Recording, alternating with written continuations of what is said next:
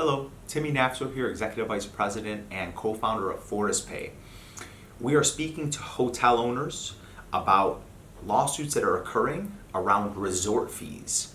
And these resort fees that have been going on for quite a while in the hospitality space and lodging specifically, we have two lawsuits that are actually occurring. One that is a Hilton lawsuit brought up by the Nebraska Attorney General, another the D.C. Attorney General suing Marriott over resort fees.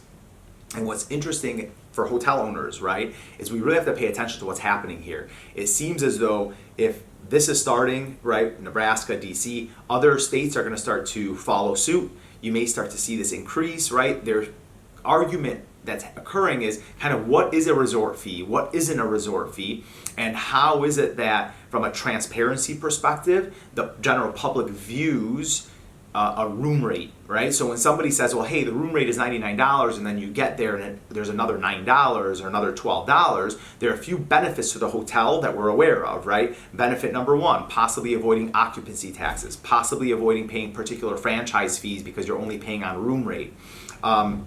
You also, from a competitive perspective, when you're saying what your room rate is, you're actually saying a much lower room rate than actual, right? So resort fees are very tricky. What is the justification of a resort fee, and why isn't it just simply built into the room rate?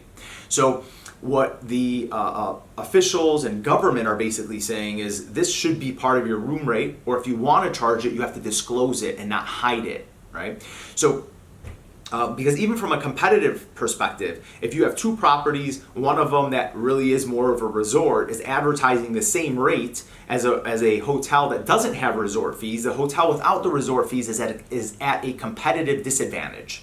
So for hotels that don't charge resort fees, this is a marketing opportunity to say, we don't charge resort fees, right? Because so many, especially if you're in a resort area where others are charging resort fees. Also from a competitive, because we're fighting on room rate, right? We're fighting to say, you know, your room is X, my room is Y. My amenities are X, yours are Y, so on and so forth. So now resort fees, we believe, are going to kind of be the next thing that people are going to be talking about. It's going to help drive costs down, right, for the general public. It's going to hurt the hotel and lodging space, obviously, across the board if resort fees are not collected. So we're really going to try to keep an eye on what's happening with resort fees, but this becomes a conversation of right or wrong and transparency.